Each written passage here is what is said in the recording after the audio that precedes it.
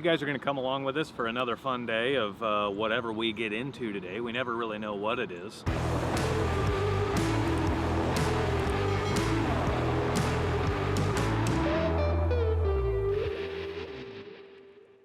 Our first stop today is at a business here in town called Community Services League. They got an issue with their water heater. They've had 2 water heaters ever since they've moved into this space, and they've never had hot water. We're gonna go in there and take a look at what they've got going on, see if we can get them back into some hot water. Come along with us and see what we get into for the day.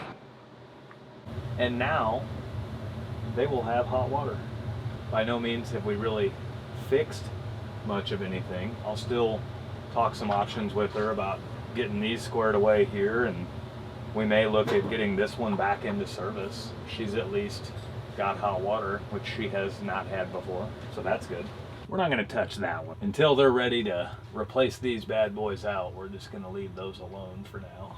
All right, so we're wrapped up with this first call. It was actually pretty simple. We were brought out to look at a couple of water heaters that haven't worked in like 10 years. What we found was one of them is turned off and needs to be turned off. It probably needs to be pulled out at some point. The other one was actually on. It was just on the pilot setting, and so we were able to just rotate the thermostat to turn the boiler or the burner on and get it rolling. They're back into hot water, so which this is great because this particular organization is a non-profit organization and they don't have a ton of money available for plumbing repairs. We were actually able to fix this one at no charge for them, so they can get back into some hot water and we can get on to our next call.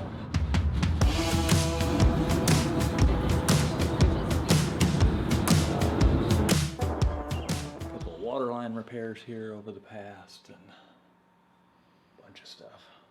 Singular drop.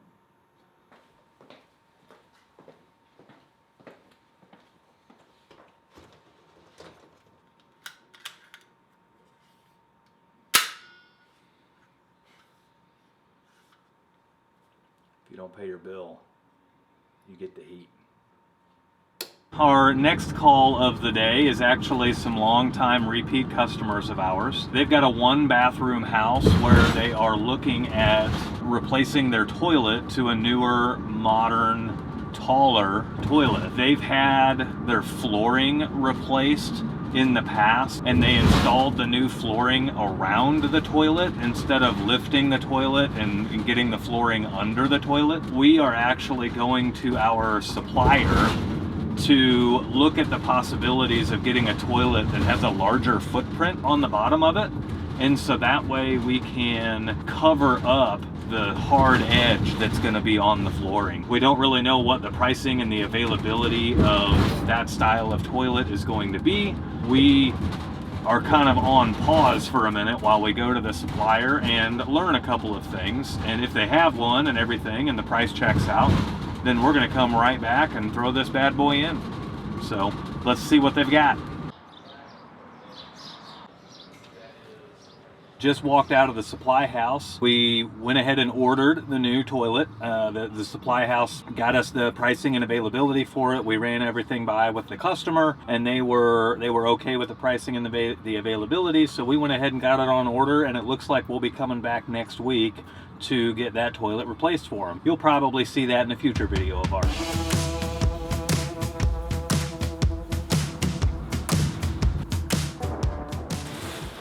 Some brand labels there. We just got a call from a customer of ours that we had put in a tankless water heater for a couple of months ago. Come to find out, their children were outside playing with a garden hose and stuck that garden hose down the flue pipe or the exhaust pipe of the tankless water heater. It ended up flooding the unit, so it's possible that we might end up having to completely replace the tankless if we can't get all this water out of there. We've grabbed an extra tankless from the shop just so we have it just in case. We're gonna head across town and see if we can get them back into usable hot water. This ought to be a pretty fun one. Guy is uber concerned, like 2 months ago. Where are we? Just if kids can do something that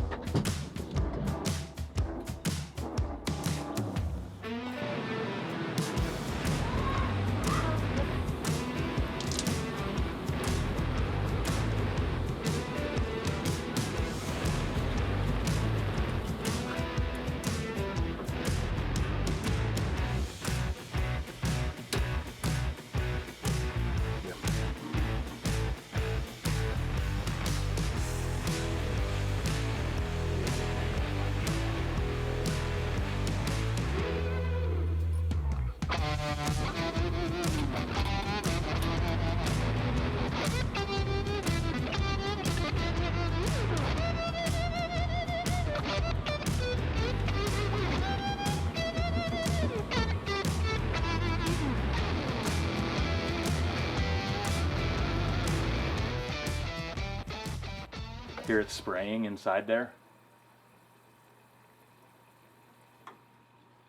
It's spraying inside this box, and this box has a built-in drain, and all the water comes out of the drain over by the furnace. So every time I turn this water on,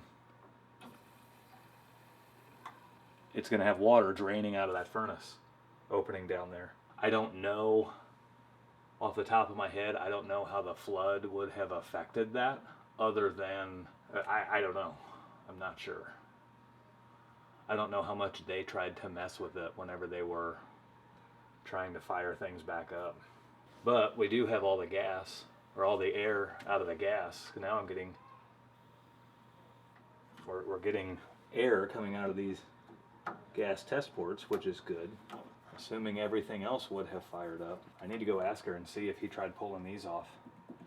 Because if he did, then it might just be an O-ring issue in there. If he didn't, then who knows where that's coming from.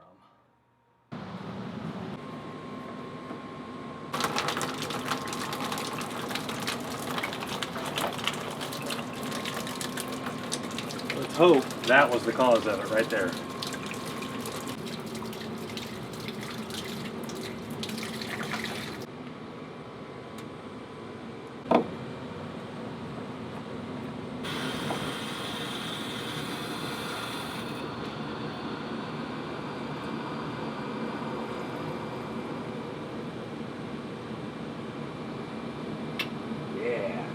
We got to go upstairs and open a faucet, and once we get a hot faucet open upstairs, then I'll be able to control the flow of hot and water with this here, and we're going to see if this thing will come back to life. If not, we got to yank it out and replace it.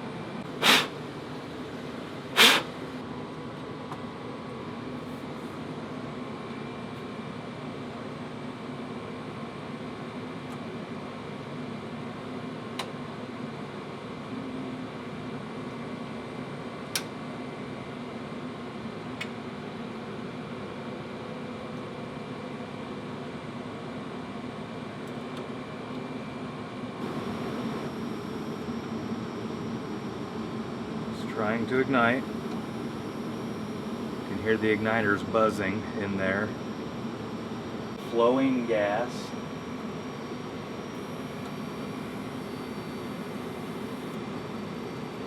It's still not igniting, but it's trying.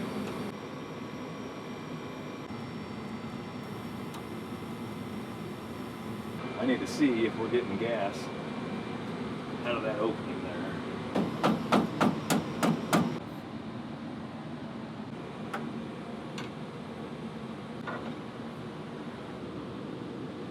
You've got to be kidding me. That screw fell from there right down into the opening of that gas line. Holy cow.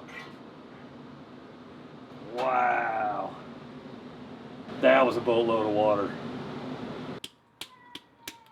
So ultimately, the end goal here, we've got a brand new unit we could put in, and everyone knows that's the best course of action.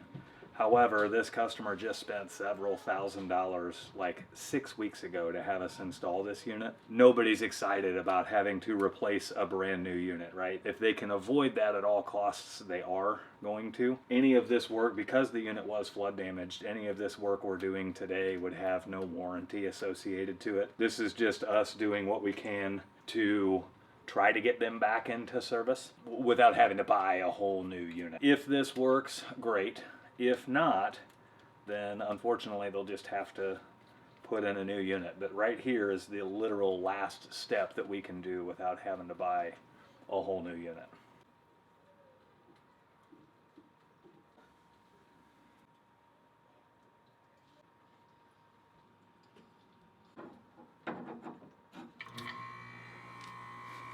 Moment of truth number 2.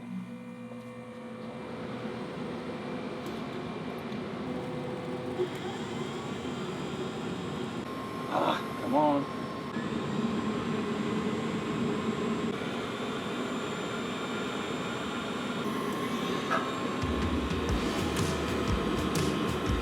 Got it.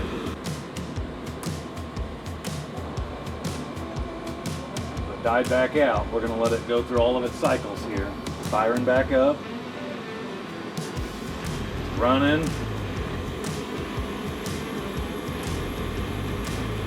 2.8 gallons per minute right now. We have a flame indicator and we have a faucet, like a flow indicator. And we are running at 2.8 gallons per minute. And it's hot.